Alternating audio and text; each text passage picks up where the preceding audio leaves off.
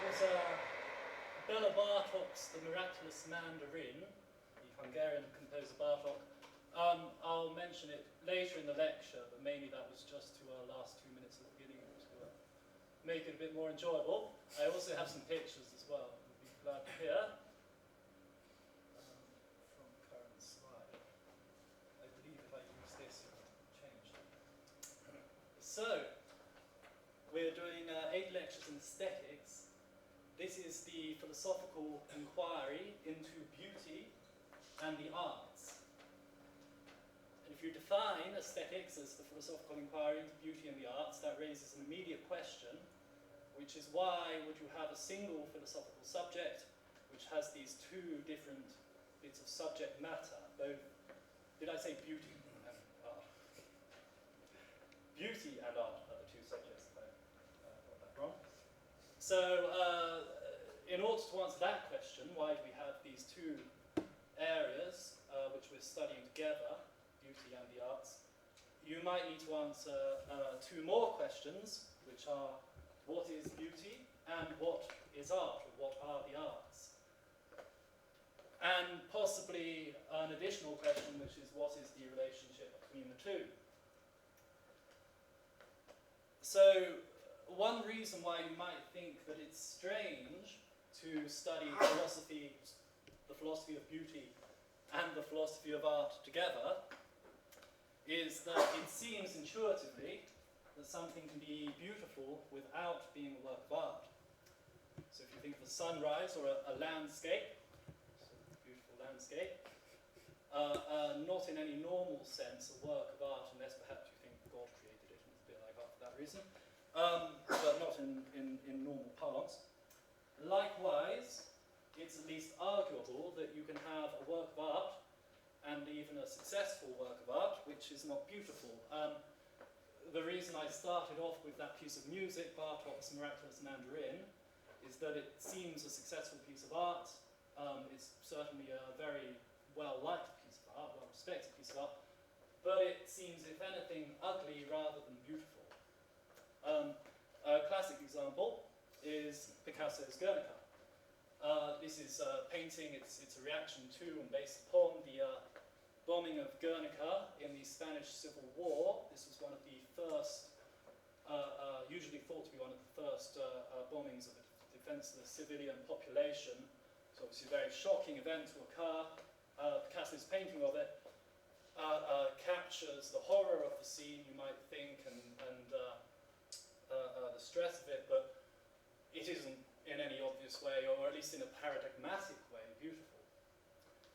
So it seems you can have things which are beautiful, which aren't art, and things which are art and aren't beautiful, which might lead you to the conclusion that you could do philosophy of art and philosophy of beauty as 2 separate subjects and not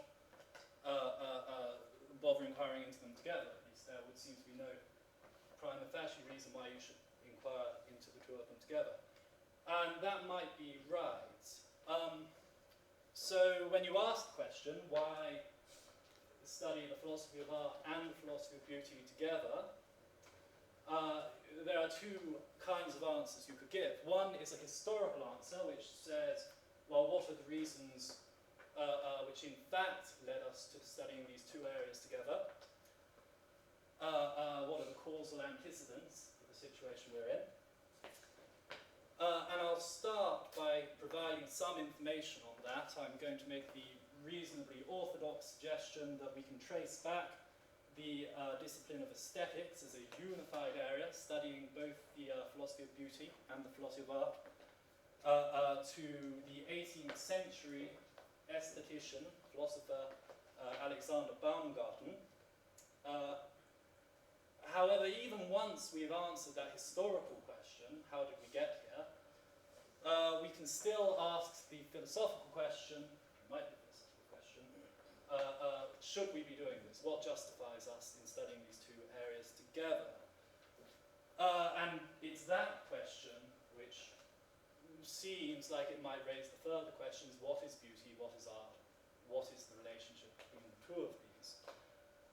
And those questions are some of the most central or canonical questions of aesthetics, certainly in the 20th century and to some degree throughout its entire history.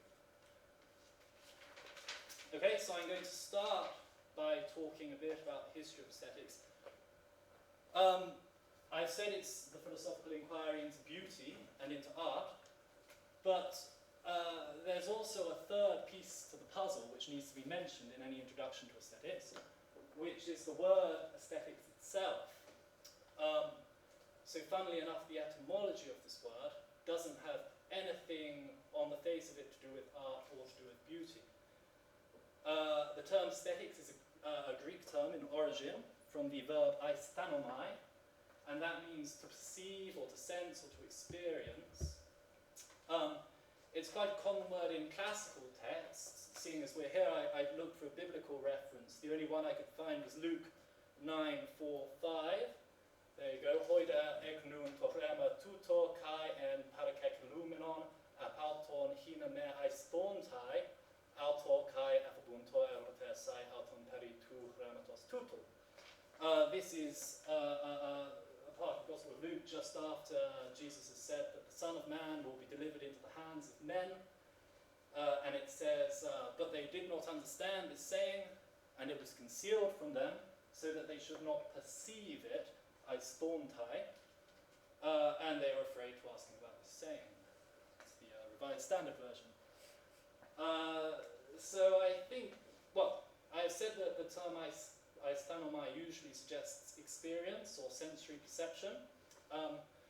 It's quite interesting that here it seems to suggest something even divorced from that, something like understanding or cognition, although the RSV does nonetheless emphasize its experiential connotations by translating it as perception. In any case, this seems to be as good as any antique reference to show that the term aistanomai has little to do with art or to do with beauty on the face of it. So that means there are three elements we have to tie together in order to understand how we came to have a discipline called aesthetics, which studies both art and beauty. And in order to understand how these three elements get tied together, it's necessary and normal to turn to the work of the 18th century philosopher Alexander Gottlieb Baumgarten. I think I have a picture of him. There he is.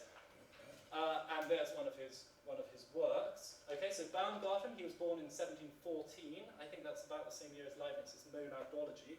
Died in 1762, which is 200 years before Bob Dylan's first album. And he wrote, well, he has two works important here. The first one, it's got an English translation called Reflections on Poetry, but it's also got a Latin title, which I've written down here somewhere. Yes, Meditationes Philosophicae du non nullis ad poema pertinentis. Reflections on Poetry being easier to remember. So Baumgarten's Reflections on Poetry, this is his master's thesis, which he wrote when he was about 21.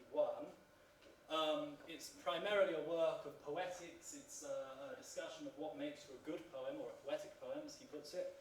And it draws very heavily on the ancient writer Horace's Ars Poetica. However, it also contains a certain amount of philosophy and develops a philosophical picture of what poetry is. So Baumgarten defines poetry as a kind of perfect sensate discourse. And what he means by that is a kind of discourse whose parts favour the awakening of sensate representations.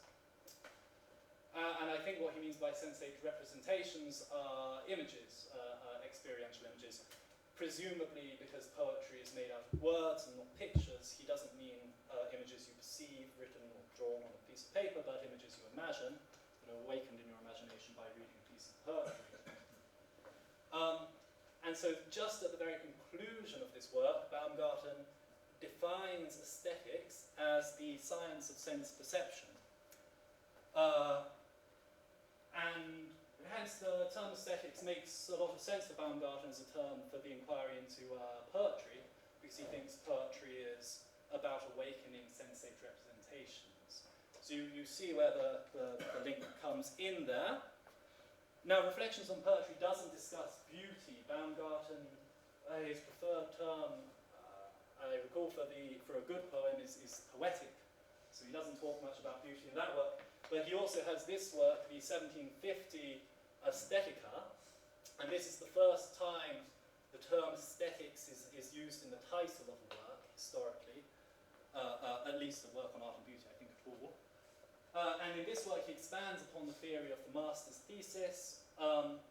So he continues to use the word aesthetics, but here we see how aesthetics comes to be associated with beauty in particular.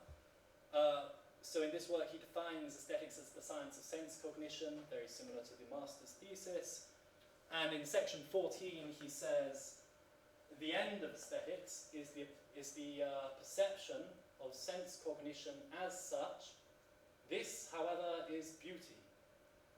When I said perception, but perfection, sorry, of sense cognition as such. This, however, is beauty.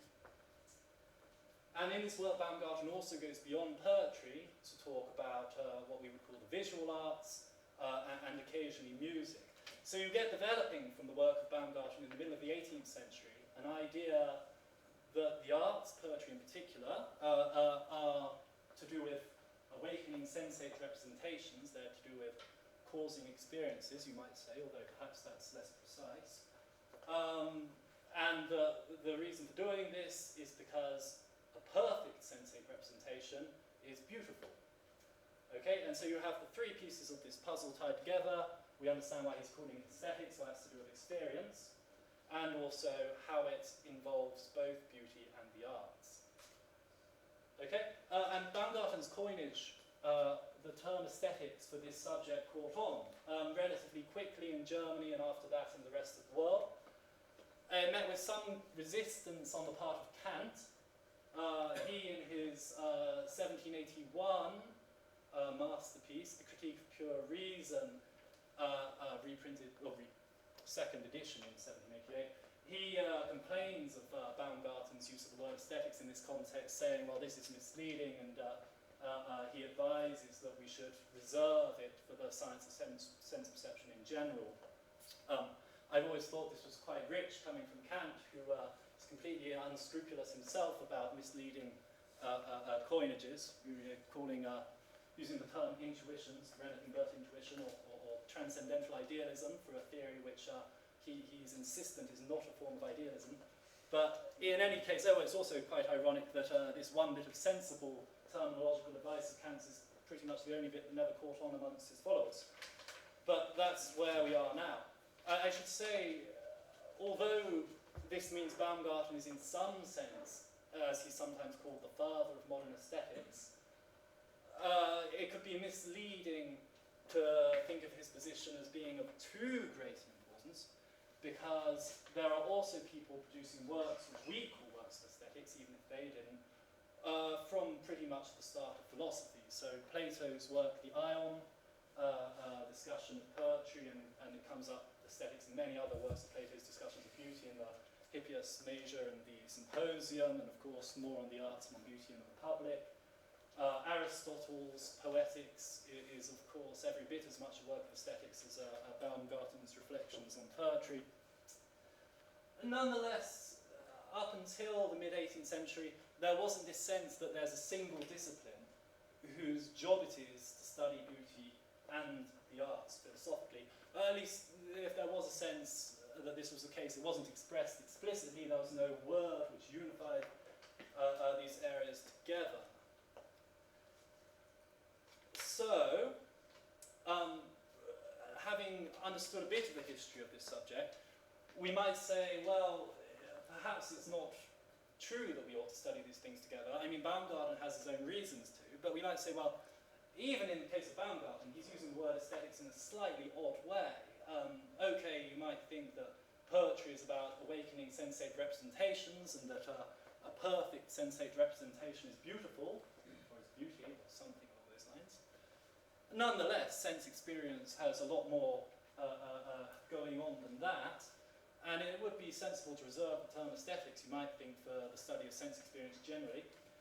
Secondly, we might disagree and say, well, is it really the case that this is all we want to say about the arts, that they produce beautiful sensate representations? I'm probably doing a bit of damage to Baumgarten's theory, putting it like that. It's a bit more sophisticated than I'm representing it.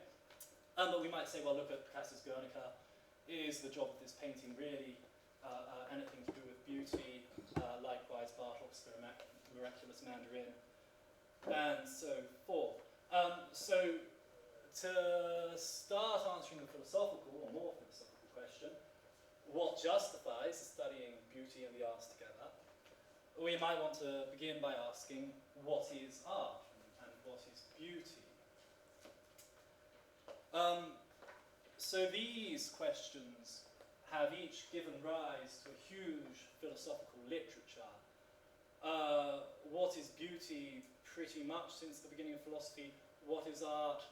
You could argue primarily in the 20th century, although there are theories which are in some sense theories of art, again from the very beginning of philosophy, from Plato, Aristotle, possibly even before then. Nicholas Crassus has a Heraclitan theory of aesthetics, which I'll tell you about afterwards if you ask him. Possibly Parmenidean, actually. Pre-Socratic. Right, oh, I haven't had a new picture for a while, so I've got this one. There you go. That's the Archangel Uriel, popular Archangel Uriel, in traditional Spanish aristocratic dress, carrying an arquebus. So from the Cuzca School of Artists in South America. These are native painters who are taught, well, primarily native painters who are taught by the Spanish who went over there.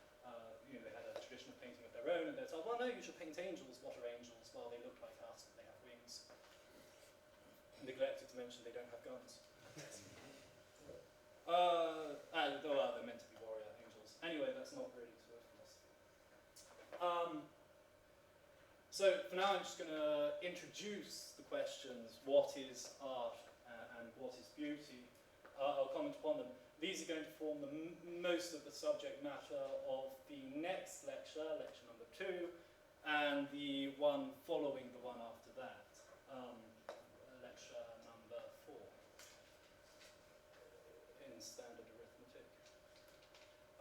So what is art?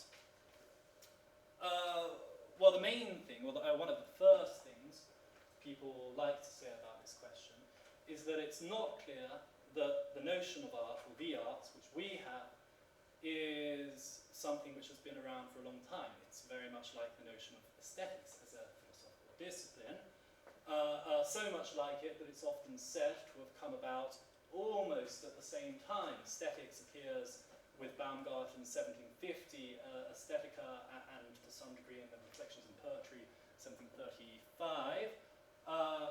The notion of art is often traced back to the French philosopher Charles Bateau's 1746 work, The Fine Arts Reduced to a Single Principle. I'm sorry, Uriel will have to go. This is Charles Bateau, also a middle-aged gentleman in a wig.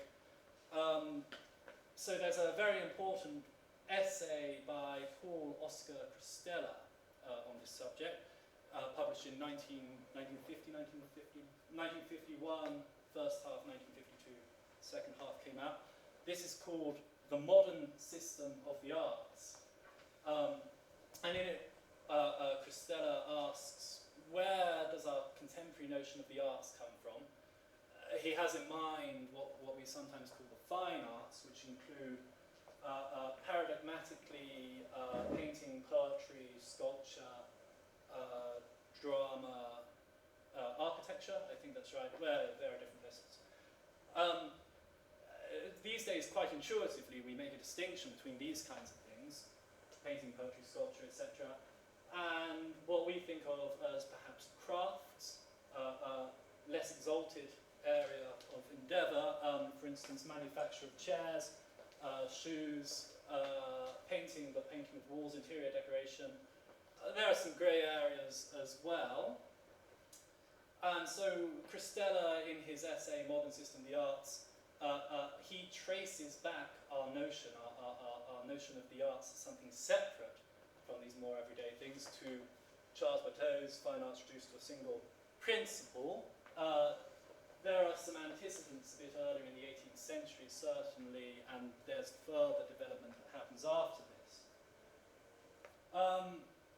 The suggestion of Christella's paper is that this is where this system, including these particular areas, comes about.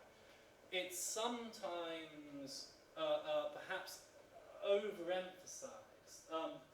Some point that Christella himself makes, and which people often make when talking about this, is that there was no word that's well translated by our term art amongst ancient writers, people writing in Greek and Latin, not only ancient, obviously, I suppose, up to just prior to the 17th century, 18th century. This is the standard way of writing, well, Latin at least. So when you do translate a Greek or Latin term as art, it's usually the Greek word tekner, or the Latin word ars, A-R-S, if you don't pronounce it strangely. And these apply, they do apply to architecture, to sculpture, to painting, but they also apply to the manufacture of sandals, or to tanning, or to all sorts of things which we might call crafts, or something like that. So the question, what is art, phrased like that, only really rises to importance in philosophy in the 20th century, and to some degree the 18th and 19th. Nonetheless, it seems to me that this point can be taken too far. So it's true that the Greeks don't have a different word for fine arts, as we might consider them, than they do for more everyday things. But that doesn't necessarily mean that they feel the same way about them. Okay, so if I say that Plato, well, I could say that Plato. I was going to say if I said that Shakespeare is a great wordsmith, that doesn't entail that I think what he's doing is the same kind of thing as a blacksmith. So we don't always make linguistic distinctions precisely where we have emotive or conceptual distinctions. And if you look at the history of people's reactions to the arts, it's not difficult at all to find instances where people prior to the 18th century treat the arts as being much more important in some respects, a much more exalted area of practice than tanning, manufacture of chairs and so forth. So the obvious example of this, and a slightly strange example, is the attitude of the ancient Greeks, and to a lesser degree, but similar degree, the Romans to poetry. I say it's a slightly strange example because although it's certainly true that the Greeks venerated poetry very highly, saw it as very important in their society, felt, it seems, a lot of respect for poets, they don't actually usually call poetry a tekner at all. They reserve the word poiesis for this, so you could argue that this is a strange case, peripheral case, but also the great sculptors, Phidias, or indeed architects, you see similarly. There's a distinction how they are approached, even to some degree.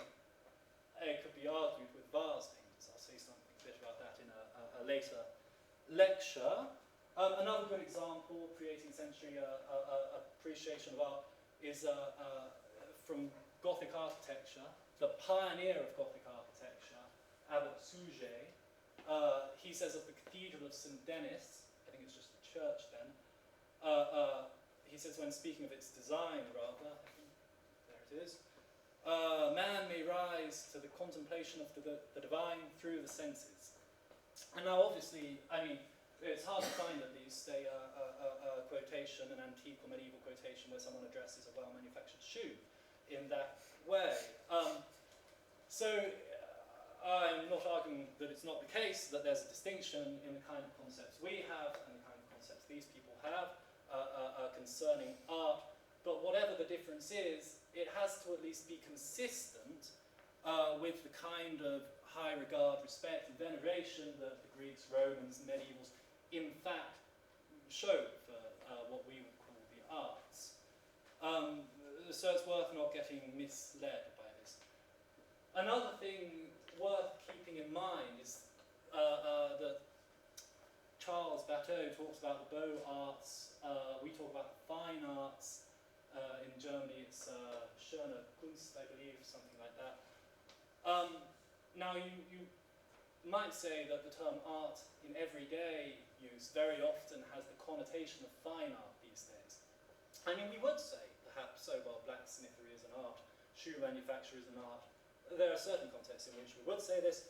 It's just that when we mean art as in fine art, we would reserve it for painting, poetry, these perhaps more intellectual areas, or at least felt to be. So you might say, well, when we say art, we really mean fine art, and in this context, fine really means beautiful, as in the German and French names as well. And so it's just obvious that there's a connection between art in that sense and beauty, because by art we mean beautiful art, or art that aspires to beauty. And in that case, the philosophical question about the purpose of art dissolves. That might not be the case as well. It's worth keeping in mind. So the second question, which we might want to ask in order to work out why we're studying the philosophy of art and the philosophy of beauty together, is what is beauty?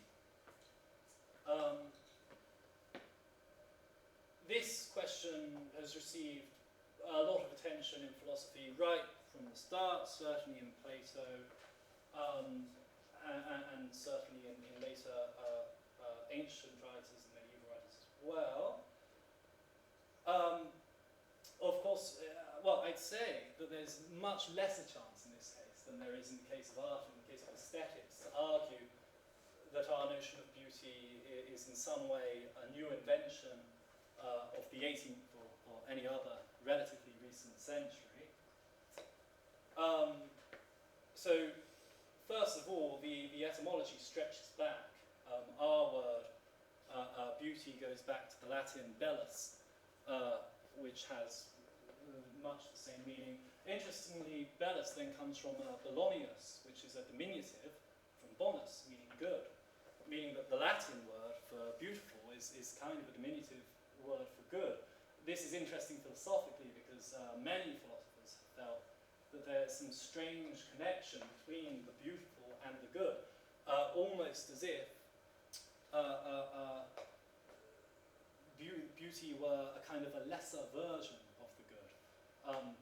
I first came across this idea in A.J. Ayer's Language, Truth and Logic, where he says to suggest that the good is more self-identical than the beautiful is nonsense. I think Wittgenstein says a similar thing with a similar sneer at a similar time.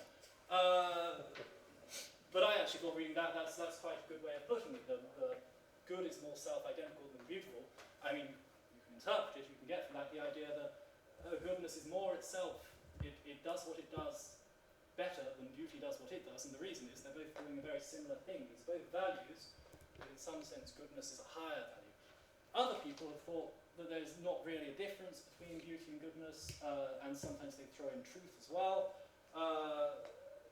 Nonetheless, that's really an aside on the etymology of the Latin word. I will talk a bit in a later lecture about the relationship between beauty and goodness, or at least I've got it as a title for one of the lectures, which is primarily going to talk about aesthetics and relationship with ethics. It will have some of both. Okay, regardless of etymology, another reason why it might seem absurd to suggest that our notion of beauty is distinct in any crucial way from ancient notions is that our notion is actually deeply informed by ancient notions of beauty.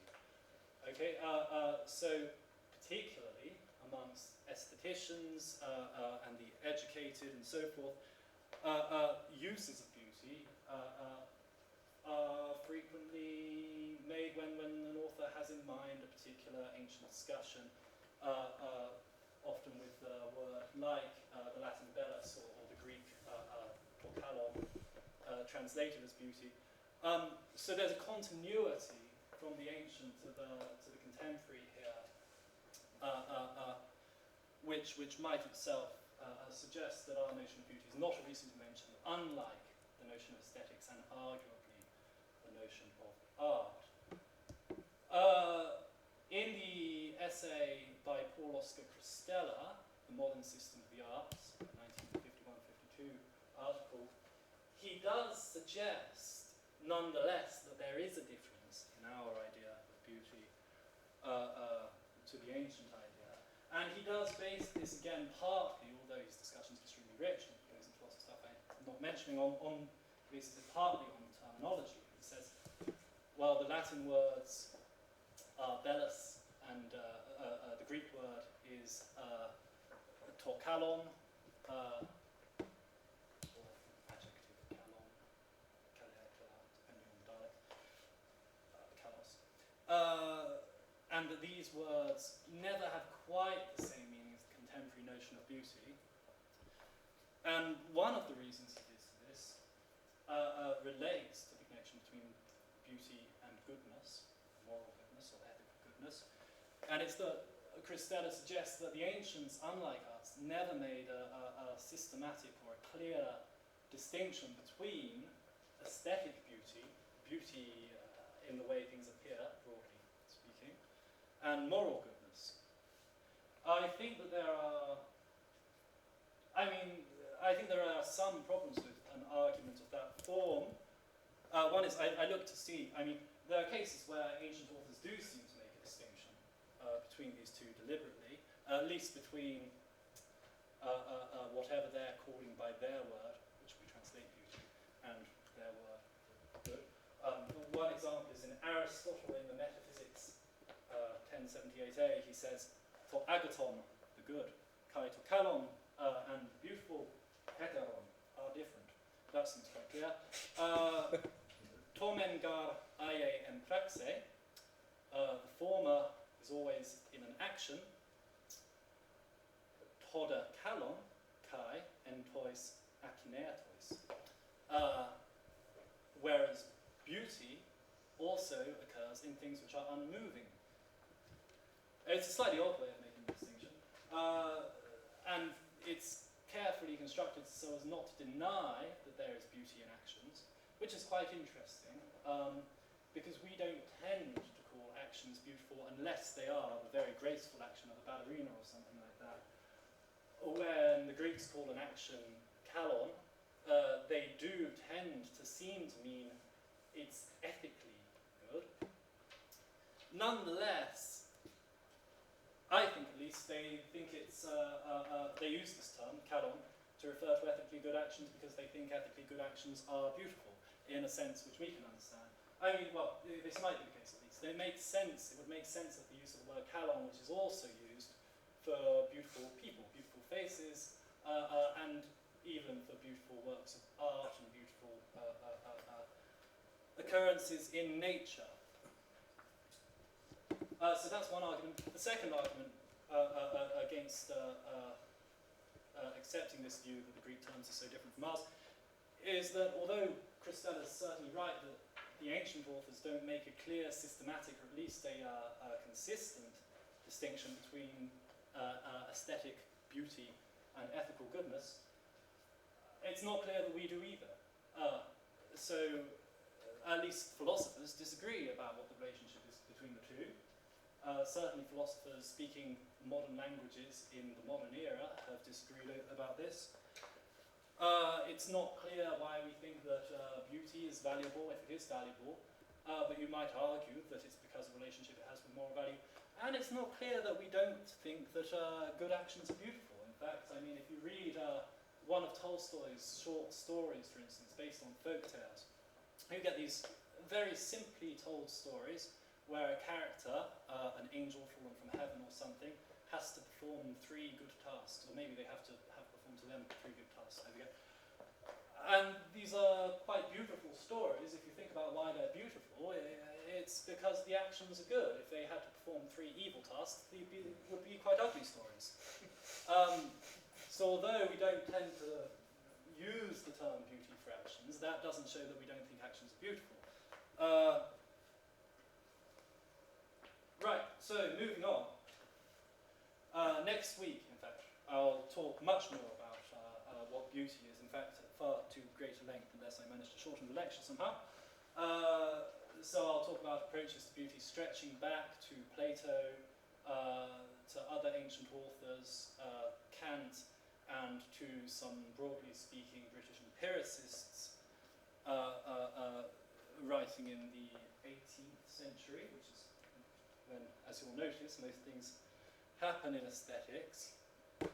The last thing I'll say about beauty now, which does seem to me important to an introductory lecture on aesthetics, is that arguably we have two importantly distinct uses or senses or notions of the term beauty. One of which is very broad and one of which is quite narrow. So by a broad sense of beauty, what I mean is the sense in which we would say, roughly speaking, anything whose appearance is pleasing to us is beautiful. That's not quite right, because I suppose the appearance of an awaited package in my pigeonhole pleases me, but I don't necessarily find it beautiful, especially if I'm having, a new pet tarantula delivered or something. But I think you can get intuitively what I mean by this. If it's pleasing to us qua appearance, perhaps it's beautiful. Of course, appearance here might mean visual appearance, an acoustic appearance, the sound of music. It possibly could also mean something a bit more obscure than that, like a cognitive apprehension of a mathematical proof. People often say that mathematics is very beautiful. Mathematical proofs can be very beautiful. I don't believe they mean that they look nice on paper. So presumably if beauty needs an appearance, there's some kind of internal appearance going on there. So leaving aside those kind of complications, I'll suggest a list of things which we might find beautiful in this broad sense. Flowers would be a paradigmatic example. Ballet dancers, also vast desert landscapes, sunlit quads, as in colleges. The Archangel Uriel, depending on how you feel about angels carrying rifles. I've got one, the Adoration of the Mystic Lamb. This is the Ghent altarpiece, 15th century. Very beautiful painting by Hubert and Jan van Eyck. No one knows who painted what. These were brothers, one died, the other had to finish it, I think. Do I have anything else on my list? No. So those are all beautiful things. We might even say, in this very broad sense, that Bartók's The Miraculous Mandarin, the piece of music I opened by playing, or that Picasso's Guernica is beautiful, because these things, well, Picasso's Guernica, there is a certain harmony to the positions of the different features in that painting, if you remember it. And Bartók's Miraculous Mandarin, well, it's rhythmic and it rises and falls in kind of a way that speaks to us. You might say overall that there's a sense in which it's beautiful, even if there's a much more recognizable sense in which both of these things are quite ugly. So the reason these things are beautiful in a broad sense, I would suggest, is because overall their appearance pleases us. And we might follow the contemporary aesthetician, Nick Zangwill, in saying that these are verdictive judgments we're making about things. So Nick Zangwill will suggest that there's a use of the term beauty, which he calls the verdictive use, and it's the use which is employed when we're saying overall how we feel about something's appearance. But there's also a narrower use. I might be departing slightly from Zangwill's theory here, but it's quite close, so it's worth looking up. He's written about it in several works, which I can tell you about if you'd like. So to turn back to our examples, there's a narrower sense of beauty, certainly in which we've said that the Miraculous Mandarin and Picasso's Guernica don't seem obviously beautiful. Now I think we'd be happy to keep in a narrow sense flowers, ballet dancers, and the Adoration of the Mystic Lamb, but I don't think we'd be so sure about a vast desert landscape, which we might say is more impressive or stirring, but not quite beautiful, right? Another, I don't know if I listed this, Beethoven's Fifth Symphony, I meant to list. It's not clear that that's beautiful in a standard way, certainly famous opening movement. It's magnificent and awesome, but not necessarily beautiful in a central sense. The archangel Uriel is more handsome than beautiful, or dashing, perhaps you might say. So the distinction I'm trying to get across is that sometimes when we say beautiful, we mean something a bit like pretty, or light and bright and sparkling and harmonious. And sometimes when we say beautiful, we mean something much broader, like pleasing generally overall, as our overall verdict about how it appears. For the narrower sense, Edmund Burke, the 18th century statesman and philosopher, in his work, I think it's called, is it Observations on the Beautiful and the Sublime, or is that Kant? Maybe it's an inquiry into the beautiful and the sublime. Either way, this is a 1757 work, and he gives some good descriptions of the narrower sense of beauty as being soft and curved and small and bright and cheerful and that kind of thing. Some of these other cases we might describe with another aesthetic notion I'll talk about next time, which is the sublime. We have the term sublime in modern language, but we don't use it very much, and when we do, it usually means something like good in a pretentious way, whereas there's a special aesthetic notion of sublime from the 18th century. It means something like big and almost scary, and yet for that reason exciting or enthralling. I'll talk about that in lecture 3 at some length. Now, the point of this is that when we say aesthetics is the philosophical inquiry into the arts and into beauty, we mean beauty in the broad sense, it seems clear. And once we've realised that, you might think at least it could start to help explain why we want to study these two things together. It might not, this might be a complete red herring, in fact I think it probably is, but you might think, well, it's in this broad sense, which all art has to be beautiful, so that makes sense out of that. The purpose of art is beauty in a broad sense. Picasso's Guernica isn't beautiful in a narrow sense, but that's okay, it's still beautiful. Not next week or the week after, in week 4, I'll show some works of art which are arguably aren't even beautiful in a very, very broad sense, which would challenge that response. How are we doing? I've got about 3 minutes. Someone's watch just went off. Perhaps that means it ends. I'll just conclude by saying some things about why aesthetics is important. The Oxford philosopher, J.L. Austin, has reported that once at a seminar, a student said to him, why is any of this philosophy that you're talking about, ordinary language philosophy, why is any of this important? And Austin replied, importance isn't important, truth is important. Whilst that's quite good as a snappy rejoinder, you might think, well, maybe some truths are more important than others. We have a limited time, so why are we looking at these particular truths? I have some other examples of some unimportant truths here, but I'm afraid I might have to skip them so as to finish up.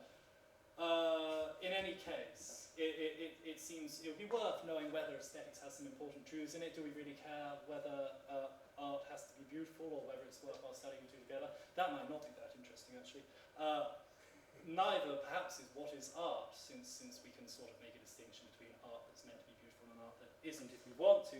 What is beauty is a more interesting question, I think, but I'll just say one or two things about the importance of aesthetics. So, it's true that aesthetics is a subject which philosophers, certainly since the canonical works of the 18th century, have felt they needed to apologise for studying. So Baumgarten, at the beginning of his work, Aesthetica, I think, or perhaps it's the Reflections on Poetry, he describes why he feels, despite the fact this looks like a subject too trifling and remote to deserve the attention of a philosopher, why he still thinks it does. I think Hegel has a part at the beginning of his very important lectures on aesthetics, published in 1835, posthumously. And we might think, not only is aesthetics too trifling to study, but maybe actually it's a bad idea. So in everyday life, we tend to think that people who are too interested in looks are engaged in a kind of shallowness, perhaps even prejudice. So we might think if aesthetics in philosophy of art and beauty is all about looks, then perhaps we don't care about this at all, really. There was another, I don't have a quotation here, someone else said this about the dawn of Gothic architecture, that all of these voluptuous shapes and so forth around a priory or abbey are completely inappropriate because they're just going to draw the minds of the brothers away from the contemplation of the divine. Quite the opposite of what Abbot Suger says. And of course, Plato, and many other philosophers, have felt that the arts might have a genuinely detrimental effect on society. These might be dangerous things which we want to avoid engagement in at all costs. At least some of them Plato says that about, seems to say that about them. However, it should be pointed out first of all that even if the arts are detrimental or dangerous, that's no reason not to do philosophy about them. That's a reason to do philosophy about them because we need to know why and then persuade the people who are of the contrary opinion that they're wrong. Second thing to say, and this was pointed out by Tolstoy in his 1897 work, What is Art? Society is pouring a huge amount of resources, perhaps more than proportionately than now, depending on what you consider art, into the arts. And this could be going elsewhere. So if it's not worthwhile, if it's merely trifling, it's still not harmless because there are important things that all those resources could be going to. That's the second reason to philosophize about it. Third point to be made is that we can't really escape from aesthetic judgments, aesthetic reactions to things in everyday life. It seems at least to be a part of human nature. And this means that, for instance, when you live somewhere, when you want that to be your home, it matters what objects are around you. A point Roger Scruton, who many of you have heard lecture on aesthetics, makes is that this means aesthetics has a very important social role to play in society and in communities. Also, lots of Marxist philosophers have made similar points about this, although perhaps with a slightly different angle on it. A final thing I would say is that it might be that aesthetics isn't merely a subject which we can justify studying philosophically. It might actually be a colossally important and exciting area of inquiry. And one reason for this, which has frequently arisen since the dawn of Western society, perhaps before, is that in our experience of music and art and beauty and so forth, we're somehow engaged with reality on a much higher level, or getting to know the world in a particularly important or deep way.